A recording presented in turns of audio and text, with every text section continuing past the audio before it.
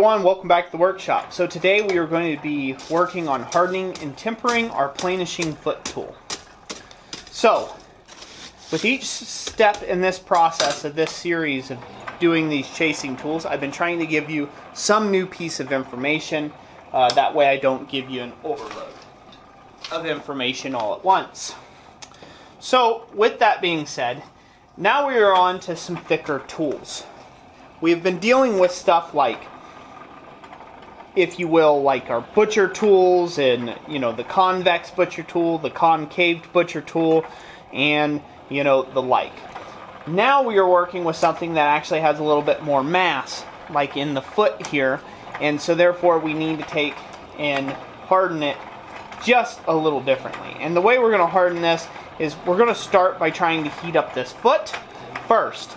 Now, I've been doing where I've been heating up the struck end first, but this time around we're going to heat the foot up first. We're going to get a little preheat on it, not to the point where it gets to a non-magnetic, but to a point where it just has like a dull red heat on it.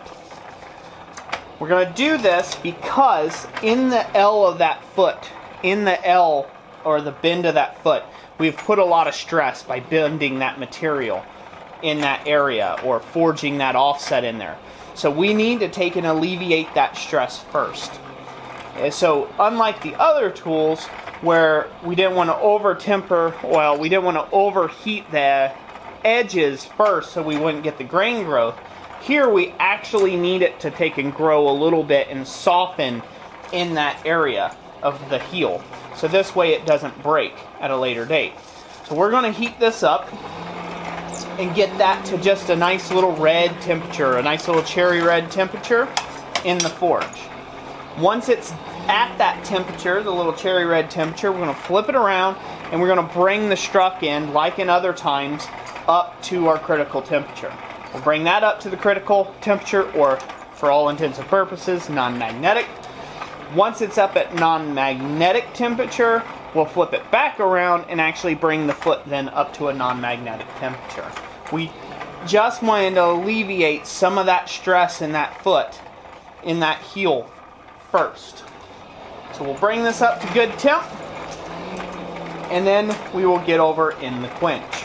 We will quench like we've done in times past, where we quench the foot portion first, or the working end, and then we will flip it around and quench the struck end.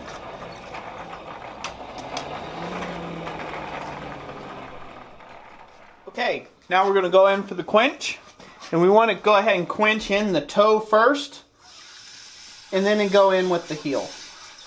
This will help with getting any sort of crackage or anything like that. And now we'll go with the struck end, quench that off. Now we'll give this thing a little bit of a polish. Again, we are looking for that nice straw color to come to the surface. Straw to bronze color. And once it comes to the surface of our material, we will go ahead and then quench it. You want to rock this back and forth to play the light so you can tell when it's getting there. And once it is there, you want to go ahead and quench. If you don't rock it back and forth in the light to see those colors come up to the top and to the surface, what you'll end up having happen to you is you'll overshoot the colors, because it will look different, that oxide layer, in different lights. So now we're at a bronze now, so I'll go ahead and quench the whole tool.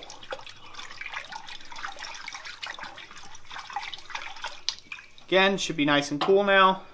Grab it out. And there we go. So the reason for this being while you quench the toe first is because it's the smallest portion, but also you want to take and not have this move, okay? So as that grain structure is shrinking back down, it's going to move around a little bit. It's going to want to change as it's trying to get tightened up in there to take and get hardened.